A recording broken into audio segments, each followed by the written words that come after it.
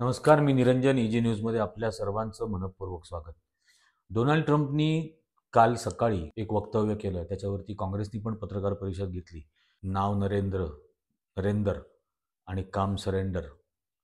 त्याचं कारण असं झालं की डोनाल्ड ट्रम्पनी जे बोलला पत्रकार परिषदेमध्ये, त्यात त्याने असं सांगितलं की भारत हा फार प्रचंड अशा टेरिफ्स अमेरिकन वस्तूंवरती लावत होता, ज्यामुळे अमेरिकेतल्या उत्पादकांना भारतामध्ये वस्तू विकणंच अवघड झालेलं होतं, अशक्य झालेलं होतं. पण आता भारत त्याच्यामध्ये त्या टेरिफ्स हे खूप कमी करायला तयार झालेला आहे. आणि कारण की भारताचा हा जो हाय टेरिफ लावण्याचा जो सगळा प्रकार होता तो मी एक्सपोज केला आहे. You just go right down the line. India charges us massive tariffs, massive. You can't even sell anything into India. It's almost restrictive. It is restrictive. You know, we do very little business inside. They've agreed, by the way, they want to cut their tariffs way down now because somebody's finally exposing them for what they've done. मग त्यांनी त्यांचं असं म्हणणं थोडक्यामध्ये की नरेंद्र मोदींच्या या गोष्टींना डोनाल्ड ट्रम्पनी एक्सपोज केलं आहे, त्यामुळे आता मोदी तयार झालेले आहेत. आणि त्या बघितलं म्हणजे की हार्ले डेव्हिडसनवरची इम्पोर्ट ड्युटी ही डायरेक्ट 50% कमी करून टाकली, जेवढी होती त्याच्यापेक्षा.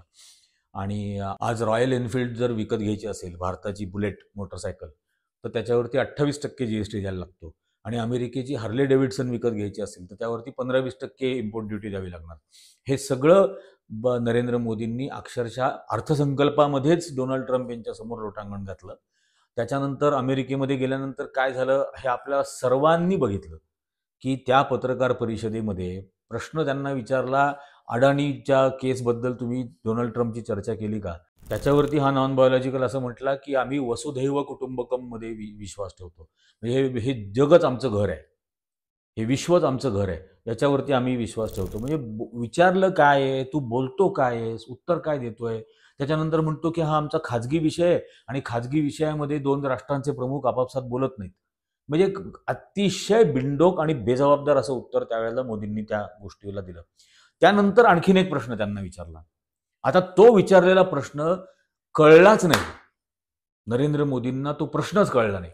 त्यामुळे ते असं इकडं तिकडं बघत बसले, बस चुकल्यासारखे. त्याच्यावरती पुन्हा डोनाल्ड ट्रम्प म्हटला की हा प्रश्न खरा तर तुम्हाला विचारलाय, पण मी याचं उत्तर देतो. आणि मग त्या पत्रकाराला म्हटले की I agree with you, this is gross इनकॉम्पिटन्स.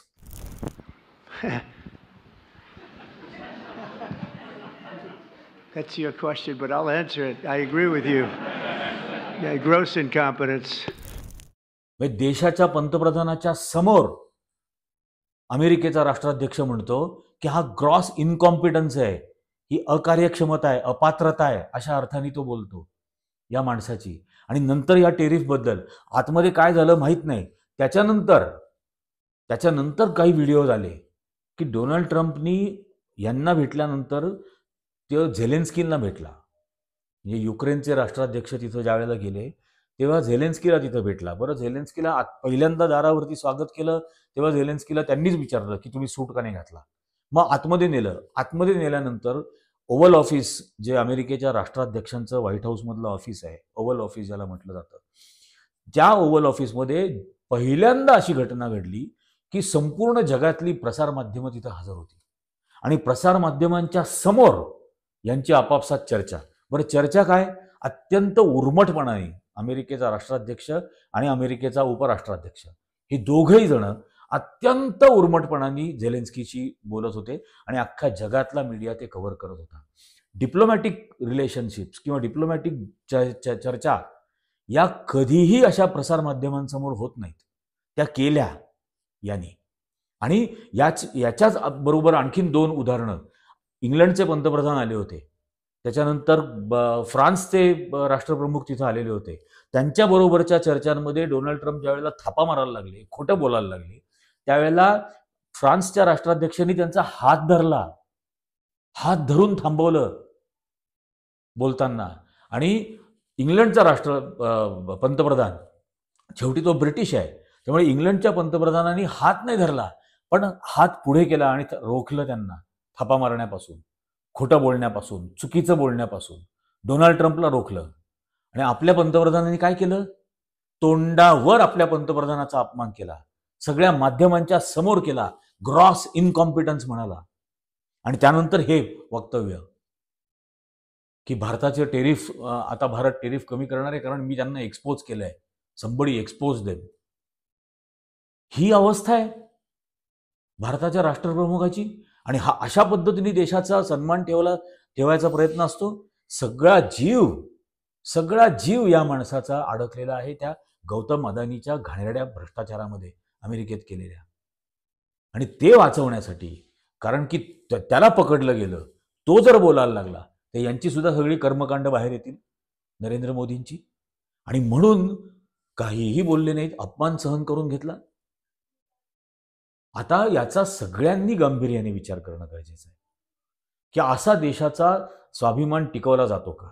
या देशाची पंतप्रधान इंदिरा गांधी होत्या आणि इंदिरा गांधींनी किती कडक भूमिका अमेरिकेच्या विरोधामध्ये घेतली होती. 71चा ज्यावेळेला युद्ध झालं, बांगलादेश स्वतंत्र केला, त्यावेळेला रिचर्ड निक्सन आणि हेनरी किसिंजर यांच्यासमोर. त्याच्यानंतर 74ला अणुस्फोट केला, तेव्हा भारतावरती सँक्शन्स आणले, भारताने त्याची पर्वा नाही केली. सिक्कीम आणि पॉंडिचेरी हे भारतामध्ये इंदिरा गांधींनी सामील करून घेतलं, तोपर्यंत ते भारतात नव्हतं. त्याही वेळेला आंतरराष्ट्रीय दबाव होता, कुठल्याही आंतरराष्ट्रीय दबावाला त्या झुकल्या नाहीत. आणि माझ्या देशाचे विषय, माझ्या देशाच्या हिताचे निर्णय हे मीच घेणार, हे ठणकावून सांगितलं.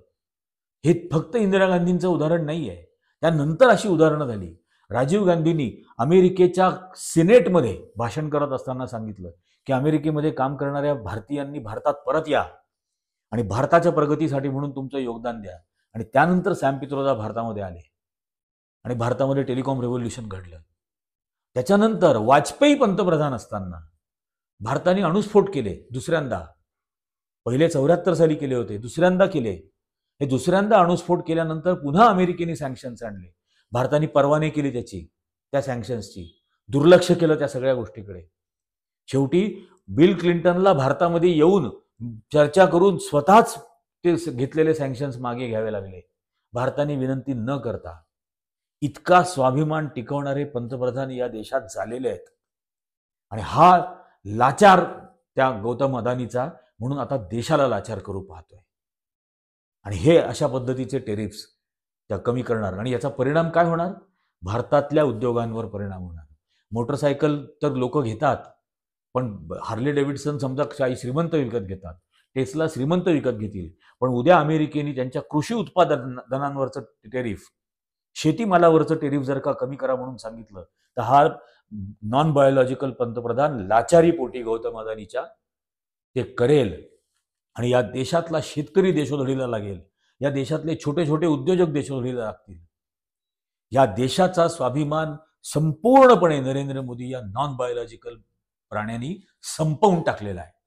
राष्ट्राभिमान वगैरे या सगळ्या थापा गप्पा, हे आता याच्याबद्दल, या झालेल्या अपमानाबद्दल आणि भारतीय प्रवास जे तिथं गेलेले इल्लिगल इमिग्रंट्स होते, त्या इल्लिगल इमिग्रंट्सला हातापायात बेड्या, कमरेला साखळ्या बांधून परत पाठवलं, सरदार लोकांच्या डोक्यावरच्या पगड्या उतरवून परत पाठवलं. परवा अमेरिकेमध्ये असलेले इल्लिगल नेपाळी इमिग्रंट परत आले, चार्टर्ड प्लेननी आले. नेपाळसारख्या देशांनी, त्यांचा छोट्याशा देशांनी त्यांचा राष्ट्राभिमान जपला, जो या नॉन बायोलॉजिकल प्राण्यांनी संपवला. या सगळ्या गोष्टींचा अतिशय गांभीर्याने विचार करणं गरजेचं. इजी न्यूजच्या आजच्या भागामध्ये इतकंच. पण इजी न्यूजचे व्हिडिओज जास्तीत जास्त जणांना त्याची लिंक शेअर करा, जास्तीत जास्त जणांनी हे व्हिडिओज लाईक करा. आणि तुम्हाला काय वाटतं हे नक्की खाली कॉमेंट करून सांगा. तुमच्या कॉमेंट्सला जितक्यांना उत्तर देण्याचा प्रयत्न करता येईल तेवढा आम्ही नक्की करू. पण आपल्या देशाचा अभिमान असा धुळीला मिळवला जात असताना, आपला भारतीय नागरिक म्हणून आपला स्वाभिमान धुळीला मिळवला जात असताना आपण गप्प बसायचं का? तुम्हाला काय वाटतं हे नक्की खाली कॉमेंट करून सांगा. आजच्या भागात इतकंच. धन्यवाद.